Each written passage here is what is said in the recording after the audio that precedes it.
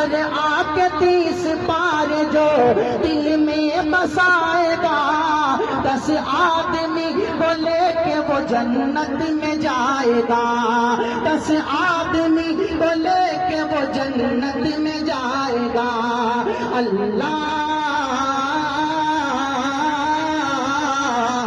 اللہ کے رسول کا فرمان زندہ باد، قرآن زندہ باد۔ حضرت مولانا محمد فاروق صاحب دامت برکاتہم کسی تعریف اور تعارف کی محتاج شخصیت نہیں ہے، بس یوں کہا جائے کہ آپ کی اکتائی سارے مجمع میں چھائی ہے، آپ کی اکتائی سارے مجمع میں چھائی ہے، یہ سارا مجمع آپ ہی کے جلووں کا تماشائی ہے۔ اے بلبل شیدا، اے بلبل شیدا، تو نے سنا ہے ہنس ہنس کے، اب جگر تھام کے بیٹھو، حضرت کی باری آئی ہے۔ مائک پر مقرر ذیشان جناب حضرت مولانا محمد فاروق صاحب، محتمین مدرسہ دارالعلوم انوریہ روپیڈیا بہرحیث۔ الحمد لله نحمده ونستعينه ونستغفره ونؤمن به ونتوكل عليه ونعوذ بالله من شرور أنفسنا ومن سيئات أعمالنا، من يهده الله فلا مضل له ومن يضلله فلا هادي له، وأشهد أن لا إله إلا الله وأشهد أن محمدا عبده، أما بعد وأعوذ بالله من الشيطان الرجيم، بسم الله الرحمن الرحيم، والسابقون الأولون من المهاجرين والأنصار والذين اتبعوا عنهم ورضوا عنه، وقال النبي صلى الله عليه وسلم: الله الله في أصحابي لا تتخذوهم من بعد غرضا، فمن أحبهم فبحبي أحبهم، ومن أبغضهم فببغضي أبغضهم، ومن آذاهم فقد آذاني، ومن آذاني فقد آذى الله، ومن آذى الله فقد يوشك أن يأخذه۔ وقال الله تبارك وتعالى في موضع آخر: وقضى ربك ألا تعبدوا إلا إياه وبالوالدين إحسانا۔ اللهم صل على محمد وعلى آل محمد كما صليت على إبراهيم وعلى آل إبراهيم إنك حميد مجيد۔ اللهم بارك على محمد وعلى آل محمد كما باركت على إبراهيم وعلى آل إبراهيم إنك حميد مجيد۔ سلام اس پر کہ جس نے بے کسوں کی دستگیری کی، سلام اس پر کہ جس نے بے کسوں کی دستگیری کی، سلام اس پر کہ جس نے بادشاہی میں فقیری کی، سلام اس پر کہ جس نے بے کسوں کی دستگیری کی، سلام اس پر کہ جس نے بادشاہی میں فقیری کی، سلام اس پر کہ اسرار محبت جس نے سکھلائے، سلام اس پر کہ جس نے زخم کھا کر پھول برسائے، سلام اس پر کہ جس کے گھر نہ چاندی تھی نہ سونا تھا، سلام اس پر کہ جس کے گھر نہ چاندی تھی نہ سونا تھا، سلام اس پر کہ ٹوٹا بوریا جس کا بچھونا تھا، سلام اس پر جو امت کے خاطر راتوں کو روتا تھا، سلام اس پر جو امت کے خاطر راتوں کو روتا تھا، سلام اس پر کہ فرش خاک، سلام اس پر کہ جاڑے کے موسم میں جو امت کے لیے فرش خاک پر سوتا تھا، سلام اس پر کہ جس نے بے کسوں کی دستگیری کی، سلام اس پر کہ جس نے بادشاہی میں فقیری کی۔ دائس پر بیٹھے ہوئے معتبر علماء کرام، بزرگوں اور دوستوں، پردہ نشین عفت ماں اور بہنوں،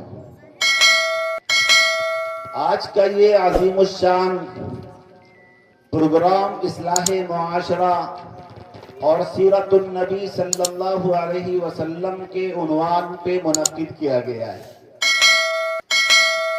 اس سے پہلے میں بہت بار اس گاؤں میں آ چکا ہوں اور کہہ چکا ہوں کہ ہمارا اپنا عقیدہ یہ ہے کہ دینی پروگرام میں جانا، کسی ایسے جلسے میں جانا جہاں پر اللہ اور اس کے حبیب جناب محمد صلی اللہ علیہ وسلم کا ذکر خیر ہوتا ہو، یہ ہمارے لیے مغفرت کا ذریعہ ہے۔ ہم اس پروگرام میں اس نیت سے آئے ہیں کہ ہم اللہ کے نبی جناب محمد صلی اللہ علیہ وسلم کا ذکر خیر کریں گے تو اللہ تعالی ہمارے لیے نجات کا، بخشش کا اور مغفرت کا راستہ آسان کر دے گا۔ آپ بھی اسی لیے آئے ہیں کہ ہم حضرات علماء کرام کی باتوں کو سنیں گے، اس پر عمل کریں گے تو اللہ تعالی ہمارے لیے مغفرت کا راستہ آسان کر دے گا۔ بہت بڑی زبان میں نہیں، ہم دیہاتی زبان میں ایک لفظ کہا کرتے ہیں کہ اگر ہمیں کسی شخص سے محبت کرنا ہو، اگر ہمیں کسی شخص کو اپنانا ہو، اگر ہمیں کسی شخص کی اتباع کرنی ہو تو سب سے پہلے ضروری چیز یہ ہے کہ ہم اس شخص کے بارے میں معلومات حاصل کریں کہ جس کی ہمیں اتباع کرنی ہے، جس سے ہمیں محبت کرنا ہے، وہ شخص کیسا ہے، کہاں کا رہنے والا ہے، کس عمر کا آدمی ہے، اس کی شکل و صورت کتنی ہے اور وہ اللہ کے نزدیک کتنا مقرب اور کتنا مقبول بنتا ہے۔ بے شک ہم یہاں جمع ہوئے ہیں جناب محمد صلی اللہ علیہ وسلم کی اتباع کرنے کے لیے، ہم یہاں جمع ہوئے ہیں کہ ہم حضرات علماء کرام کی باتوں کو سنیں گے، ہمارے اندر حضرت محمد صلی اللہ علیہ وسلم سے محبت بڑھے گی، ہمارے اندر حضرت محمد صلی اللہ علیہ وسلم کی اتباع کا شوق بڑھے گا۔ جب ہم حضرت محمد صلی اللہ علیہ وسلم کی اتباع کریں گے تو اللہ تعالی ہم کو اپنا بنا لے گا۔ مجدد ملت حضرت مولانا اشرف علی تھانوی رحمت اللہ علیہ نے لکھا ہے، اگر تم یہ چاہتے ہو کہ اللہ تم کو اپنا محبوب بندہ بنا لے، اگر تم یہ چاہتے ہو کہ تم سے اللہ محبت کرنے لگے، اگر تم یہ چاہتے ہو کہ تم جو اللہ سے چاہو اللہ تم کو وہ دے دے، تو تم اتباع کرو جناب محمد صلی اللہ علیہ وسلم کی۔ جب تم محمد صلی اللہ علیہ وسلم کی اتباع کرنے لگو گے اللہ تم کو اپنا محبوب بندہ بنا لے گا۔ ہم بھی محتاج ہیں، آپ بھی محتاج ہیں کہ اللہ ہم کو اپنے محبوب بندوں میں شامل کر لے۔ بغیر اللہ کے محبوب بندوں میں شامل ہوئے نہ ہمیں اللہ ملے گا، نہ ہمیں رسول اللہ ملیں گے، نہ ہمیں جنت ملے گی اور نہ ہمیں جہنم سے چھٹکارا مل پائے گا۔ اگر ہم چاہتے ہیں کہ ہم اللہ کے محبوب بندے بنے، ہم چاہتے ہیں کہ اللہ ہمیں جنت الفردوس میں داخل کرے، ہم چاہتے ہیں کہ اللہ ہمیں جہنم کی آگ سے بچائے، تو ہمیں اتباع کرنی پڑے گی جناب محمد صلی اللہ علیہ وسلم کی۔ ان کے اتباع کے بغیر نہ ہم دنیا میں کامیاب ہوں گے اور نہ آخرت میں ہم کامیاب ہو سکتے ہیں۔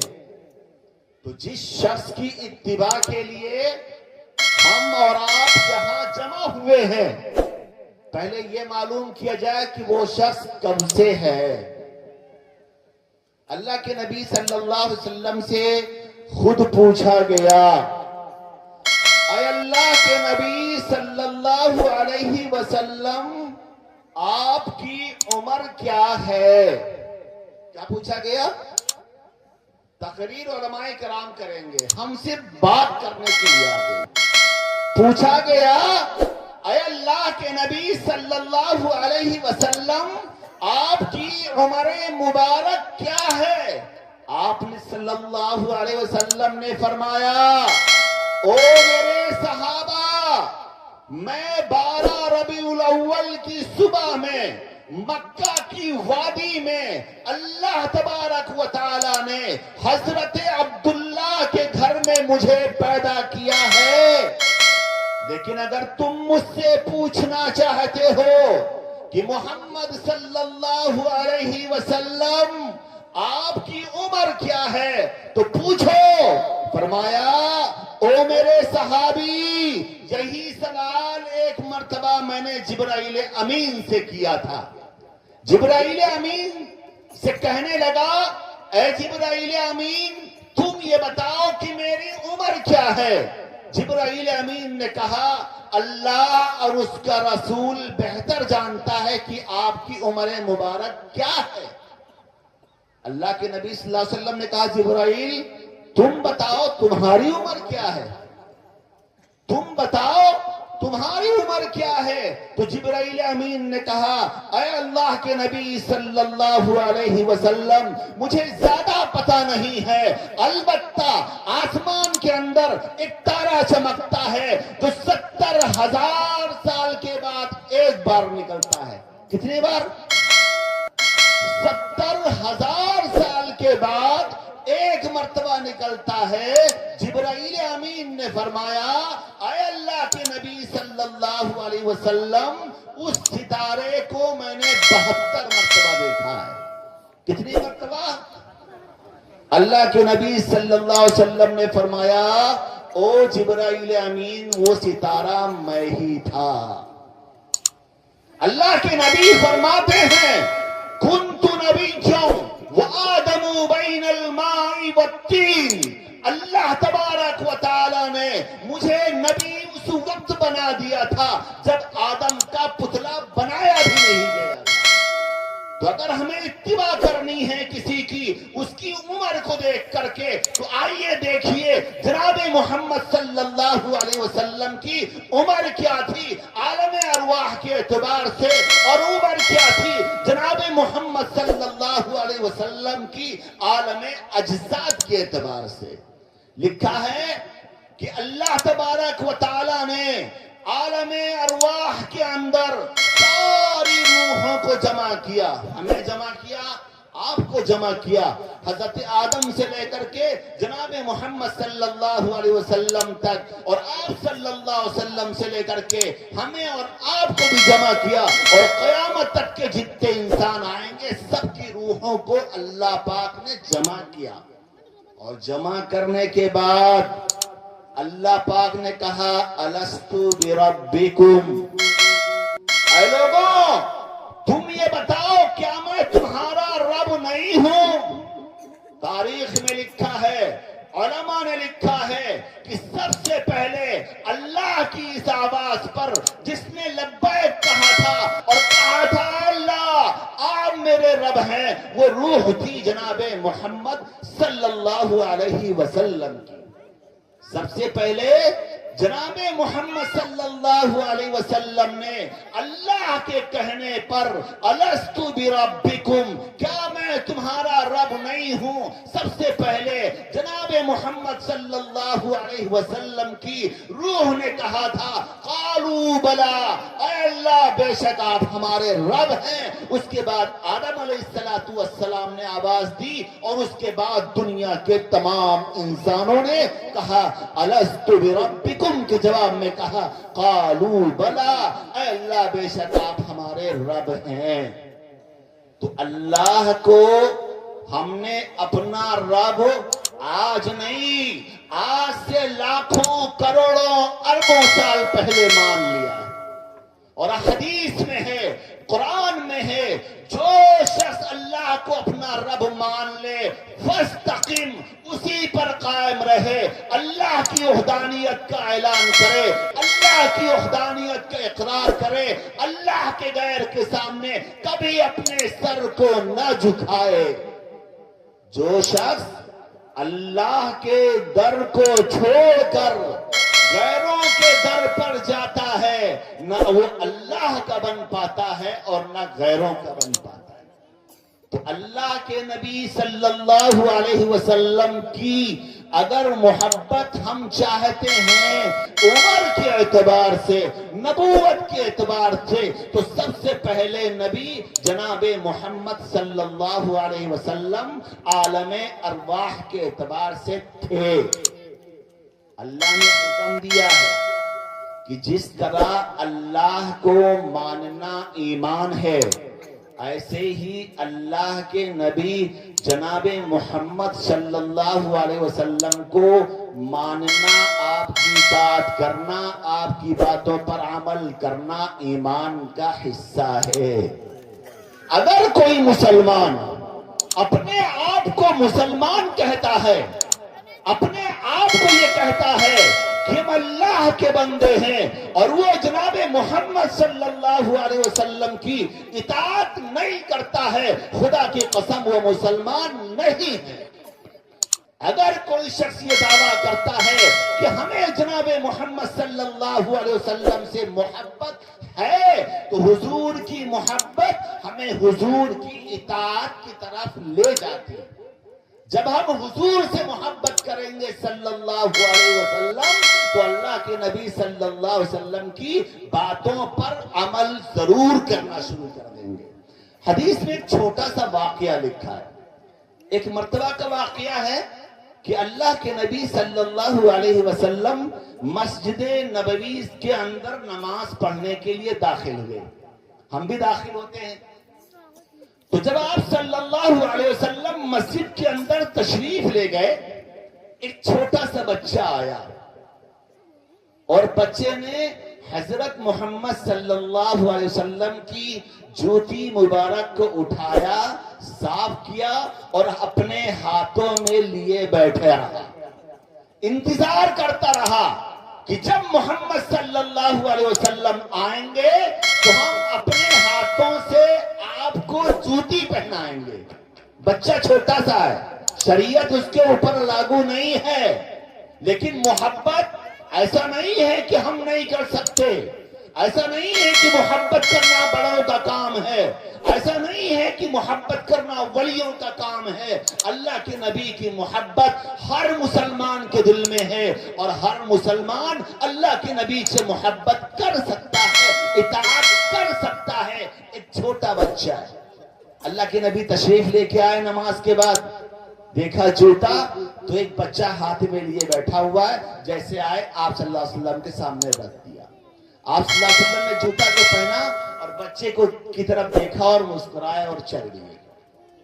لکھا ہے کتاب میں، دوسرے دن اللہ کے نبی صلی اللہ علیہ وسلم پھر اسی نماز میں آئے تو دیکھا بچے نے پھر جوتا اٹھایا، اپنے کپڑے سے صاف کیا اور اپنے گود میں لیے بیٹھا ہے، اس انتظار میں کہ اللہ کے نبی صلی اللہ علیہ وسلم واپس آئیں گے تو ہم صاف کر کے آپ کو جوتے پہنائیں گے۔ لکھا ہے اللہ کے نبی صلی اللہ علیہ وسلم پھر تشریف لائے اور جوتے کو پہنا اور کہا بیٹا تم کون ہو؟ بیٹے نے کہا اللہ کے نبی میں اسی محلے میں رہتا ہوں، اور چلایا مسجد کی طرف۔ کہا بیٹا میری جوتی کیوں صاف کر رہا ہے؟ کہا بس ایسے ہی میرے دل نے چاہا اور مجھے آپ صلی اللہ علیہ وسلم سے محبت ہے، اسی لیے میں نے محبت میں کام کرنا شروع کر دیا۔ آپ صلی اللہ علیہ وسلم مسکرائے اور پھر چلے گئے۔ لکھا ہے جب تیسرے دن آپ صلی اللہ علیہ وسلم تشریف لائے، لانے کے بعد جوتی کو اتارنے کے بعد جیسے اندر داخل ہوئے، اس بچے نے جوتی کو اٹھایا، اپنے کپڑوں سے صاف کیا، اپنے گود میں رکھ کر کے جناب محمد صلی اللہ علیہ وسلم کے مسجد سے نکلنے کا انتظار کرنے لگا۔ جب اللہ کے نبی صلی اللہ علیہ وسلم واپس تشریف لائے، بچے کو دیکھا اور مسکرائے اور کہنے لگے او بیٹا بتاؤ تم کیا چاہتے ہو؟ تو اس بیٹے نے کہا اے اللہ کے نبی میں بہت چھوٹا ہوں، کچھ نہیں کر سکتا، میں یہ چاہتا ہوں کہ آپ مجھ سے خوش ہو جائیں۔ کیا کہا؟ اے اللہ کے نبی میں آپ کی جوتی کو صاف کرتا ہوں، آپ کی جوتی کو اپنے گود میں لیے بیٹھا ہوں، آپ کے نماز سے فارغ ہونے کا، آپ کے نکلنے کا انتظار کرتا ہوں، آپ کو جوتی پہناتا ہوں، اس کا مقصد صرف یہ ہے کہ آپ مجھ سے خوش ہو جائیں۔ اللہ کے نبی صلی اللہ علیہ وسلم نے قبلے کی طرف منہ کی اور منہ کر کے کہنے لگے، اے اللہ، اس بچے نے جوتی اس لیے صاف کی ہے کہ محمد صلی اللہ علیہ وسلم اس سے خوش ہو جائیں۔ اے اللہ تو گواہ رہنا، میں اس بچے سے خوش ہوں، اور اے اللہ آپ بھی اس بچے سے خوش ہو جائیے۔ تو اللہ کے نبی صلی اللہ علیہ وسلم کو راضی کرنا، خوش کرنا پہاڑ نہیں ہے، بہت بڑا کام نہیں ہے۔ بس مسلمان ارادہ بنا لے کہ ہمیں اپنے نبی کو خوش کرنا ہے، ہمیں اپنے نبی کی اطاعت کرنی ہے، مسلمانوں کے لیے سب کچھ آسان ہو جائے گا۔ حضرت سیدنا صدیق اکبر رضی اللہ عنہ اللہ کے نبی کو کتنا خوش کیے، اللہ کے نبی صلی اللہ علیہ وسلم ان سے کتنا خوش ہوئے۔ تاریخ میں لکھا ہے، احادیث میں لکھا ہے، اللہ کے نبی صلی اللہ علیہ وسلم جب دنیا سے تشریف لے جانے لگے، آپ نے فرمایا، آسمان کی طرف آنکھ کیا، چہرہ کیا اور فرمایا، اے اللہ، دنیا کے اندر جن جن لوگوں کے میرے اوپر احسانات تھے، جن جن لوگوں نے میرے ساتھ بھلائی کیا ہے، اکرام کا معاملہ کیا ہے، محبت کا معاملہ کیا ہے، میں نے سب کے بدلے کو اسی دنیا میں چکا دیا ہے، لیکن اے اللہ، ابو بکر صدیق نے میرے ساتھ اتنا احسان کیا ہے، اتنا احسان کیا ہے کہ اس کا بدلہ میں اس دنیا میں نہیں دے سکتا، کل قیامت کے دن اللہ سے لوں گا اور پھر صدیق اکبر کے احسان کا بدلہ دوں گا۔ اللہ کے نبی کی اطاعت کے بغیر نہ ہم دنیا میں کامیاب ہو سکتے ہیں اور نہ آخرت میں کامیاب ہو سکتے ہیں۔ اور ایسا نہیں ہے کہ اللہ کے نبی کی اطاعت صرف مولوی حضرات کریں گے، ایسا نہیں ہے کہ اللہ کے نبی کی اطاعت صرف حافظ جی کے ذمہ ضروری ہے، صرف حاجی صاحب کے ذمہ ضروری ہے، صرف نمازی صاحب کے ذمہ ضروری نہیں ہے۔ اللہ کے نبی صلی اللہ علیہ وسلم نے ارشاد فرمایا، کل امتی یدخلون الجنت الا من ابا۔ اللہ کے نبی صلی اللہ علیہ وسلم فرماتے ہیں، میری امت کا ایک ایک بچہ جنت میں ضرور داخل ہوگا۔ دعا کیجئے کہ اللہ تعالیٰ ہم کو اور آپ کو بھی شامل کر لے۔ آپ کیا فرماتے ہیں؟ میری امت کا ایک ایک بچہ جنت میں ضرور داخل ہوگا، الا من ابا، سوائے اس کے جس نے میری باتوں کا انکار کیا ہوگا۔ صحابہ نے کہا، اے اللہ کے نبی صلی اللہ علیہ وسلم، اللہ کے اس دھرتی کے اوپر کون ایسا شخص ہے جو جناب محمد صلی اللہ علیہ وسلم کا انکار کرے گا؟ ہم بھی کہتے ہیں، کس کی ہمت ہے جو جناب محمد صلی اللہ علیہ وسلم کا انکار کرے؟ اللہ کے نبی نے کہا، ہاں کچھ لوگ انکار کرنے والے ہوں گے۔ صحابہ نے کہا، وہ کیسے؟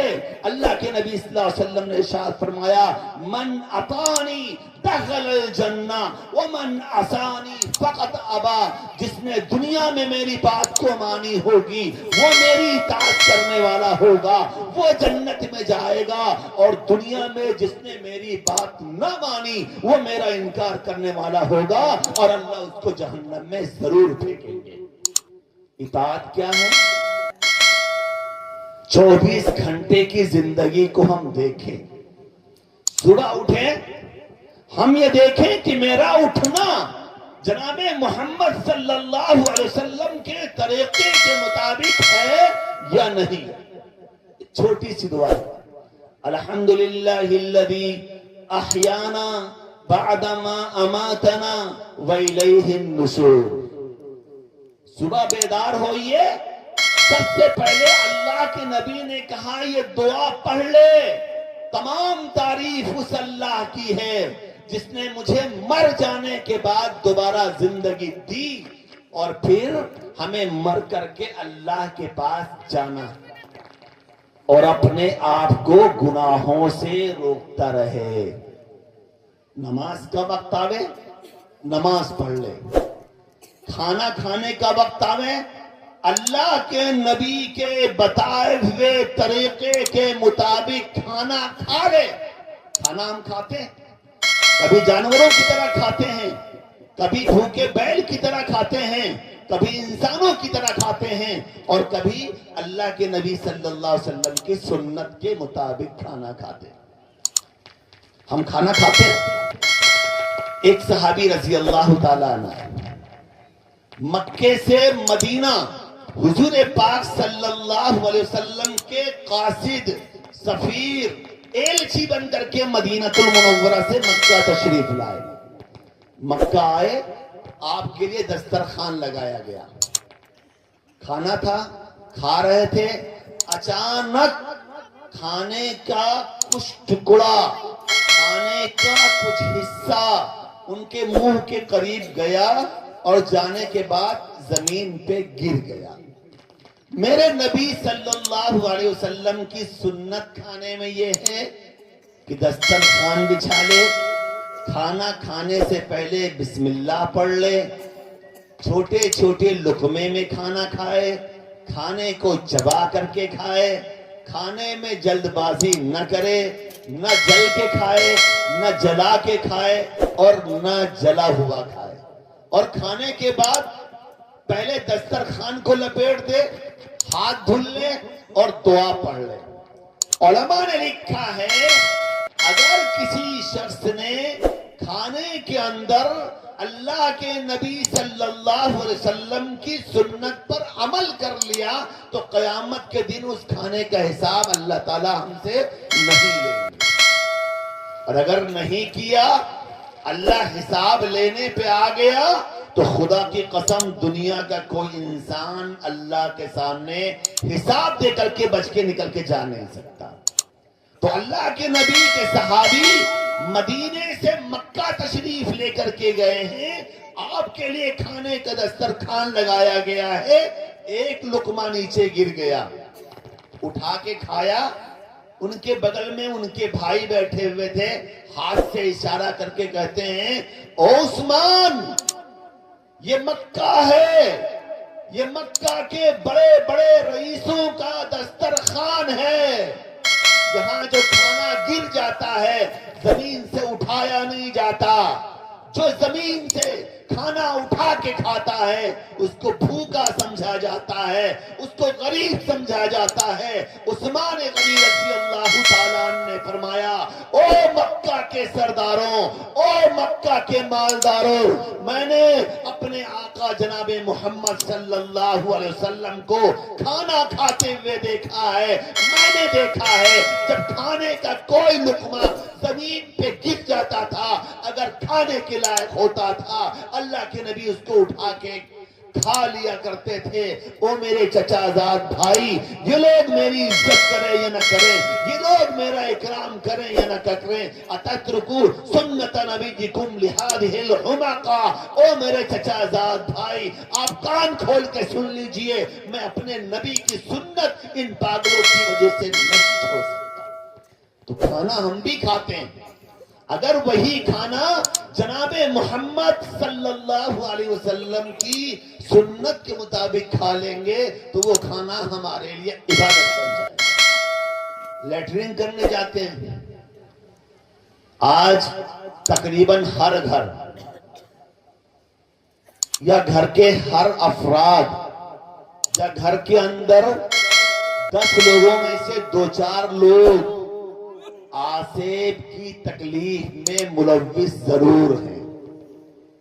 وجہ اللہ کے نبی کے زمانے میں اور اللہ کے نبی کے بعد آج سے 10-15 سال پہلے تک بیت الخلا لیٹرین کرنے کی جگہ گاؤں کے باہر دور ہوا کرتی تھی، اور پھر لوگوں نے اس کو اپنے قریب کیا، اپنے گھر کی باؤنڈری میں بنانا شروع کیا، اور آج روم اٹیچ لیٹرین اور باتھ روم بنایا جاتا ہے۔ میرے نبی نے فرمایا ہے صلی اللہ علیہ وسلم کہ شیطانوں کے رات میں رہنے کی جگہ غسل خانہ ہے، اور شیطانوں کے سونے کی جگہ، بیٹھنے کی جگہ لیٹرین اور باتھ روم کیا ہے؟ تو ہم نے اپنے کرتوت سے، ہم نے اپنے آپ شیطان کے بیٹھنے کی جگہ اپنے گھر میں اور اپنے روم سے، اپنے کمرے سے ملا کر کے بنا لیا۔ اب شیطان سے بچنے کا صرف ایک راستہ ہے، یقین کرنے جاتے ہیں، صرف ایک راستہ ہے کہ اپنے محبوب کی سنت پر عمل کریں۔ اللہ کے نبی صلی اللہ علیہ وسلم فرماتے ہیں، جو شخص بیت الخلا میں جانے سے پہلے اللہم انی اعوذ بک من الخبث والخبائث پڑھ لے، تو جو لیٹرنگ یا باتھ روم کے اندر شیطان بیٹھا ہوا ہے، اللہ اس کے اور شیطان کے درمیان ایک پردہ ڈال دیتا ہے۔ شیطان اس آدمی کو نہیں دیکھ پاتا، اس کے اوپر حملہ نہیں کر پاتا ہے، ورنہ عام طور پہ دیکھا گیا ہے کہ آصف اور سحر زدہ انسان بیت الخلا میں جانے کے بعد زیادہ پریشان ہو رہا ہے۔ وجہ وہ شیطان کے بیٹھنے کی جگہ ہے، وہ شیطان کے رہنے کی جگہ ہے۔ اس سے محفوظ رہنے کا صرف ایک طریقہ ہے کہ ہم اپنے نبی جناب محمد صلی اللہ علیہ وسلم کی سنت پر عمل کریں اور آپ کے بتائے ہوئے طریقے کے اوپر عمل کرنا شروع کر دیں۔ عمل کیا ہے؟ جب لیٹرنگ میں داخل ہوں دعا پڑھ لیں، اللہم انی اعوذ بک من الخبث والخبائث، اور پھر فرمایا علماء نے جب لیٹرنگ جانے کا ارادہ ہو تو سر پہ کپڑا، ٹوپی یا کوئی چیز رکھ لے، ننگے سر بیت الخلا میں نہ جاوے۔ کیوں؟ اللہ کے نبی نے منع کیا ہے کہ سر کھول کے لیٹرنگ میں بیت الخلا میں نہ جایا کرو، دعا پڑھ لیا کرو، اور بیت الخلا میں داخل ہوتے وقت بایاں پیر داخل کیا کرو۔ کیوں؟ شیطان بیٹھا ہوا ہے، اس کے اوپر تمہاری نظر پڑ جائے گی، تمہاری سطر کو دیکھ لے گا، تم سے دشمنی کر لے گا یا تمہارے اوپر عاشق ہو جائے گا، اور پھر آدمی کی زندگی تباہ ہو جاتی ہے۔ اور جب نکلے دعا پڑھ لے، غفرانک الحمدللہ الذی اذھب عنی العذاب آفانی۔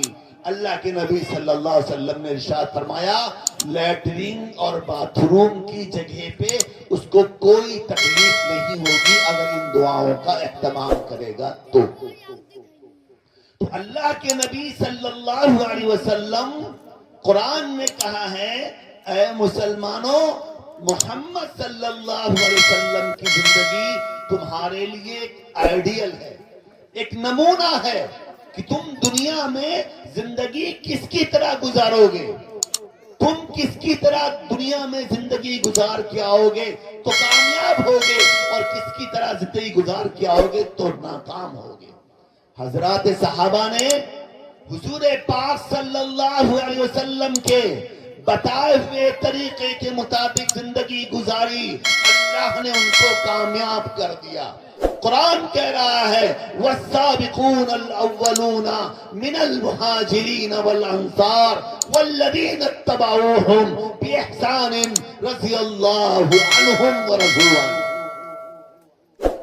پہل کرنے والے صحابہ، پہل کرنے والے مہاجر، پہل کرنے والے انصار، جنہوں نے حضور پاک صلی اللہ علیہ وسلم کی اتباع کی، قرآن کہہ رہا ہے کہ اللہ کے نزدیک وہ سب کے سب کامیاب ہو گئے۔ علماء نے اس کی بہت ساری تفسیریں کی۔ ایک تفسیر تو یہ ہے کہ جنہوں نے فتح مکہ سے پہلے حضور پاک صلی اللہ علیہ وسلم کے اوپر ایمان لائے، آپ کی اتباع کی، وہ والسابقون الاولون میں شامل ہیں۔ اور علماء نے کہا ہے ان کے واسطے سے جس نے حضرت محمد صلی اللہ علیہ وسلم کی صحابیت اختیار کی، وہ سب اس روایت کے اندر اور اس آیت کی فضیلت میں شامل ہیں۔ قرآن کہہ رہا ہے جن جن لوگوں نے حضرت محمد صلی اللہ علیہ وسلم کی اتباع کی وہ سارے کے سارے لوگ کامیاب ہیں، چاہے سیدنا صدیق اکبر ہوں، چاہے عمر فاروق ہوں، چاہے عثمان غنی ہوں، چاہے علی مرتضی ہوں، چاہے سب سے آخر میں وہ صحابی ہوں جنہوں نے اللہ کے نبی کے اوپر ایمان لائے اور ترنت شہید ہو گئے، ایک وقت کی نماز نہیں پڑھی اور ایک وقت کی کوئی عبادت کا کام نہیں کیا۔ صحابی کہتے ہیں جس نے حالت ایمان میں حضور پاک صلی اللہ علیہ وسلم سے ملاقات کی ہو، قرآن کہہ رہا ہے رضی اللہ عنہم ورضوا عنہ، اللہ ان سے راضی ہے اور وہ اللہ سے راضی ہیں۔ علماء کی ایک جماعت نے اور بھی کہا ہے جس میں ہمیں اور آپ کو بھی شامل کیا ہے، فرمایا ہے قیامت تک کے آنے والے جن جن لوگوں نے حضور پاک صلی اللہ علیہ وسلم کی اتباع کی، آپ کی بات مانی، اللہ سب ان سے راضی ہے اور وہ اللہ سے راضی ہے، لیکن شرط یہ ہے کہ ہم حضرت محمد صلی اللہ علیہ وسلم کی اتباع کریں۔ مثال کے طور پہ ایک بچہ ہمارے گھر پہ پیدا ہوا، دنیا کی شروعات پیدائش سے ہوتی، سنت کیا ہے؟ بچہ پیدا ہو سب سے پہلے بچے کے کان میں آواز دی جائے، اذان کی آواز، تکبیر کی آواز، جس بچے کے کان میں اذان دے دی جائے اللہ تعالیٰ اس بچے کو بڑی بڑی بیماریوں سے محفوظ کر دیتے ہیں۔ جن بچے کے کان میں اذان دے دی جائے اللہ تعالیٰ اس بچے کو شیطان کے شر سے، شیطان کے فتنے سے محفوظ کر دیتا ہے۔ بچہ تھوڑا سے بڑا ہو، اللہ کے نبی صلی اللہ علیہ وسلم نے ارشاد فرمایا اگر تمہاری حیثیت ہے تو 7ویں دن بچے کا نام رکھو اور بچے کا عقیقہ کرو۔ نام رکھنا اور بچے کا عقیقہ کرنا یہ والدین کی ذمہ داری ہے۔ حدیث میں ہے کہ ہر بچہ اپنے ماں باپ کی کل قیامت کے دن شفاعت کرائے گا۔ اگر بچہ دیندار ہوا تو فرمایا ہے وہی بچہ ماں باپ کی شفاعت کرائے گا جس بچے کے والدین نے اس کا عقیقہ کرا دیا ہوگا، اور جس کا عقیقہ نہیں ہوگا اللہ کو اختیار ہوگا چاہے وہ شفاعت کراوے اور چاہے نہ کراوے۔ اس کے بعد کیا بچہ بڑا ہو جائے، بولنے کے لائق ہو جائے، حدیث میں ہے علماء نے لکھا ہے سب سے پہلے بچے کو لفظ اللہ کہلایا جائے، اللہ کے نبی جناب محمد صلی اللہ علیہ وسلم کا کلمہ اس کو رٹایا جائے، لا الہ الا اللہ محمد الرسول اللہ صلی اللہ علیہ وسلم بچے کو سکھایا جائے، اور جب بچہ بولنے کے لائق ہو جائے سب سے پہلے اللہ کی اور اس کے رسول جناب محمد صلی اللہ علیہ وسلم کی واقعات کی اور اللہ کے نبی صلی اللہ علیہ وسلم کی سیرت کی تعلیم دی جائے۔ اگر بچے کو ہم نے دین کی تعلیم دلا دی تو وہ بچہ ہمارے مغفرت کے لیے کافی ہوگا۔ ہم نے بچپن میں مکتب میں کتاب میں ایک واقعہ پڑھا ہے کہ ایک ماں باپ تھے، بہت گنہگار تھے، نہ ان کے پاس نمازیں تھیں، نہ روزہ تھا، نہ صدقہ اور خیرات تھا، البتہ باپ نے ایک وصیت کی تھی اپنے بیوی سے، کہا میری بیوی میری تم سے شادی ہو گئی ہے، تم حمل سے ہو، تمہارے پیٹ میں بچہ ہے، جب بچہ بڑا ہو جائے گا بولنے کے لائق ہوگا تو تم اس کو اللہ کی اور اس کے رسول کی دین کی تعلیم دلا دینا۔ لکھا ہے اس کے باپ کا انتقال ہو گیا، گناہ زیادہ تھے، اللہ نے اس کو جہنم میں پھینک دیا، لیکن اس کی وصیت کے مطابق جب اس کے گھر میں بچہ پیدا ہوا اس کی بیوی نے بچے کا اچھا نام رکھا، اور نام رکھنے کے بعد جب سب سے پہلے دن بچہ مولوی صاحب کے پاس گیا تو مولوی صاحب نے ایک لفظ کہلایا بچے سے. کیا کہلایا؟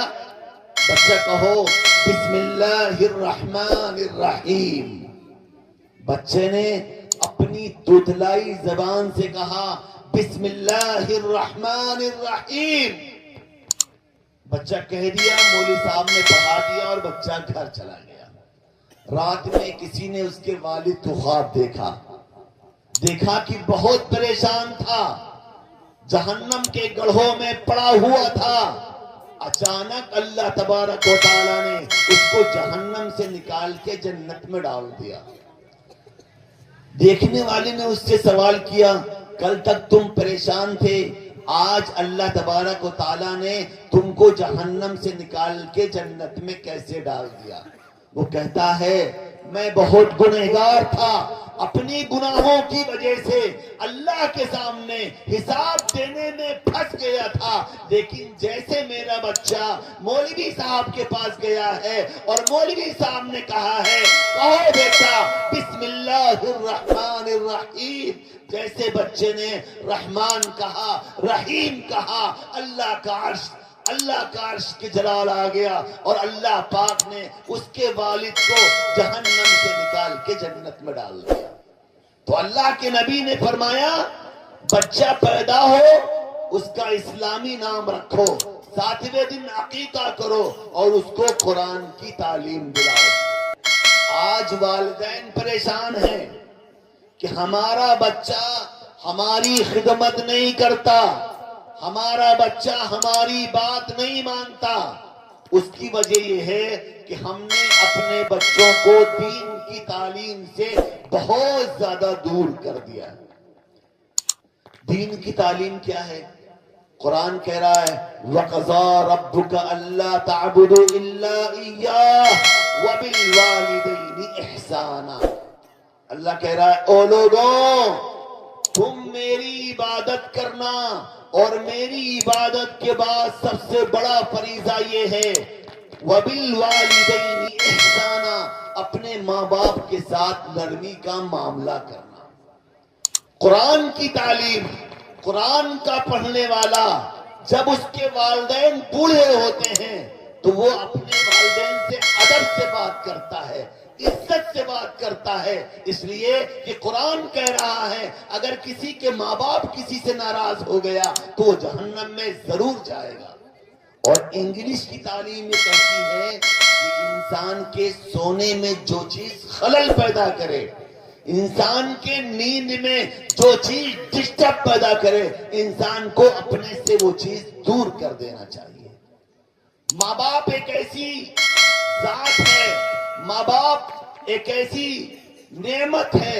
اللہ کے نبی صلی اللہ علیہ وسلم نے فرمایا کہ بڑھاپے میں ماں باپ کے اندر چڑچڑاپن ضرور آ جاتا ہے. اس چڑچڑاپن کی عالم میں اگر کسی بچے نے اپنے ماں باپ کی ناقدری کر لی، اپنے ماں باپ کی توہین کر لی اور اپنے ماں باپ سے بددعائیں حاصل کر لی تو اللہ کے نبی صلی اللہ علیہ وسلم نے فرمایا اس کا ٹھکانہ جہنم ہے.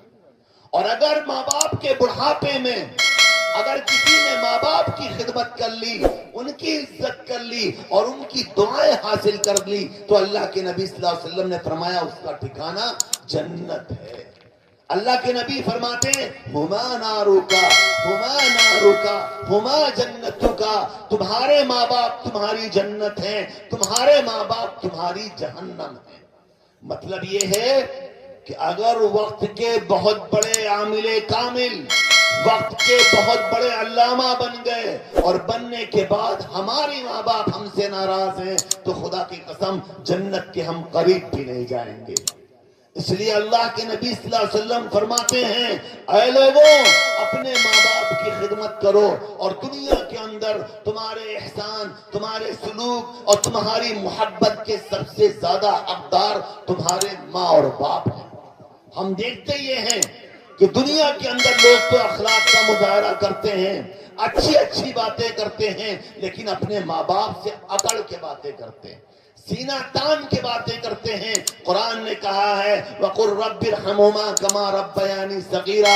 कुरान ने कहा है कि माँ बाप के सामने कभी अकड़ के बात न करना, माँ बाप के सामने कभी जोर से न बोलना। अगर तुमने माँ बाप के सामने कभी अकड़ के बात कर ली, जोर से बोल दिया और माँ बाप तुमसे नाराज हो गए तो उसका ठिकाना सिर्फ और सिर्फ जहन्नम। तो माँ बाप की इताअत हम करेंगे कैसे?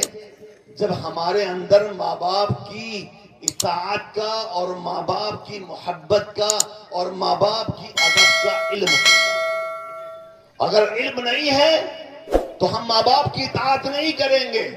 और सिर्फ इस्लामी तालीम एक ऐसी तालीम है जो इंसान को अपने माँ बाप की हर हाल में इताअत करने का हुक्म देती है। वरना पूरी दुनिया के अंदर जाके देख लीजिए कि गैरों में जब उनके माँ बाप बूढ़े हो जाते हैं तो जाके किसी अस्पताल में या किसी ओल्ड हाउस में उनके माँ बाप को डाल दिया जाता है। लेकिन मुसलमानों की तारीख में पूरी दुनिया में कहीं ऐसा नहीं है कि माँ बाप बूढ़े हो गए हों और मुसलमानों के बच्चों ने माँ बाप को जाके किसी अस्पताल में या किसी ओल्ड हाउस में उनको डाल दिया। बंबई में एक मरतबा मेरी तबीयत खराब थी, मैं एडमिट था। मेरे बगल में एक क्रिश्चियन एडमिट था, उसकी तबीयत ज्यादा खराब थी, कई दिन एडमिट रहा। जब हम लोग खाना खाते थे तो बहुत ललचाई हुई नजर से हमारे खाने की तरफ देखता था। एक दिन मैंने कहा चाचा खाना खा लीजिए, रोया और फिर खाना खाने लगा। जब बेतकल्लुफी हुई तो हमने कहा चाचा आप 4-5 दिन से एडमिट हैं, कोई आपको देखने नहीं आया, क्या आपके बच्चे नहीं हैं, आपके रिश्तेदार नहीं हैं?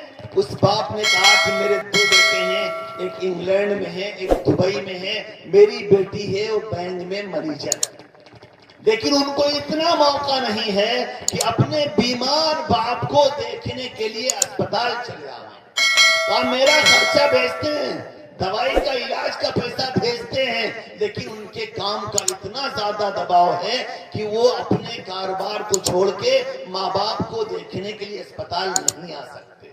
अगर इसके मुकाबले में कोई मौलवी हो, कोई दीनदार हो, कोई हाजी और नमाजी हो तो कहता है भाड़ में जाए ऐसी नौकरी, भाड़ में जाए ऐसा पैसा। जिस नौकरी के बाद अपने माँ बाप की इज्जत न कर सकें और जिस पैसे के पास अपने माँ बाप की इज्जत न करें, उस पैसे की हमें जरूरत नहीं है और उस नौकरी की हमें जरूरत नहीं है। इसलिए अगर हम दुनिया में चाहते हैं कि हम सुरखरुई से अपनी जिंदगी गुजारें तो हम पर जरूरी है कि हम जनाब मोहम्मद सल्लल्लाहु अलैहि वसल्लम की इत्तिबा करें। बगैर मोहम्मद सल्लल्लाहु अलैहि वसल्लम की इत्तिबा के न हमें दुनिया में कामयाबी मिल सकती है और न आखिरत में कामयाबी मिल सकती है। इताअत क्या है? हम अपने आप को सुन्नत के मुताबिक ढाल लें। हमारा चलना, हमारा फिरना, हमारा उठना, हमारा सोना, हमारा खाना, हमारा लैट्रिन में जाना सुन्नत के मुताबिक होना चाहिए। एक वाकया लिखा है कि इंग्लैंड में एक खानदान ने इस्लाम कबूल किया। इंग्लैंड में एक खानदान ने इस्लाम कबूल किया और इस्लाम कबूल करने की बहुत ज्यादा वजह नहीं। लिखा है कि एक नेक मुसलमान इत्तिफाक से इंग्लैंड के एक घराने में एक दिन के लिए मेहमान बन गया। उसके कपड़े गंदे हो गए, निकाला, जिसके यहाँ मेहमान था उस खानदान के औरतों ने उसके कपड़े को धुला। जब वॉशिंग मशीन में डाला तो उसके कपड़े से खुशबू आ रही थी। जब कपड़ा धुल ली तो उस मुसलमान के पास वो इंग्लैंड का रहने वाला खानदान आया और कहने लगा, भाई जब हम अपने शौहर के, अपने बच्चों के कपड़े धुलते हैं तो उससे पेशाब की बदबू आती है, तुम्हारे कपड़े जब धुलते हैं तो इसके अंदर से खुशबू आ रही है, बताओ इसकी वजह क्या है? तो उस मुसलमान ने कहा, मेरे नबी की सुन्नत ये है जब तुम पेशाब किया करो तो पेशाब की जगह को 3 बार धुल लिया करो। हम पेशाब की जगह धुल लेते हैं, मेरे कपड़े में पेशाब नहीं लगता, इसलिए कपड़े में बदबू नहीं आ रही। تو کہا اچھا اسلام کے اندر پیشاب کرنے کے طریقے بھی بتائے جاتے ہیں اور پیشاب کی جگہ کو دھلنے کے طریقے بھی بتائے جاتے ہیں، اور پورے کے پورے خاندان نے اسلام قبول کر لیا۔ تو اللہ کے نبی کی سنت پہ عمل کرنا بہت بھاری چیز نہیں ہے، بہت بڑی چیز نہیں ہے، بس ہمیں اور آپ کو صرف ارادہ کر لینا ہے کہ ہم اللہ کے نبی صلی اللہ علیہ وسلم کی اطاعت کریں گے، اور جب ہم اطاعت کریں گے تو اللہ تعالیٰ ہمیں دنیا میں بھی کامیاب کر دے گا اور اللہ تعالیٰ ہمیں آخرت میں بھی کامیاب کر دے گا۔ دعا ہے کہ اللہ تعالیٰ ہم سب کو اپنے حبیب جناب محمد صلی اللہ علیہ وسلم کی مکمل طور پر اتباع کی توفیق عطا فرمائے۔ آمین وما علینا الا البلاغ۔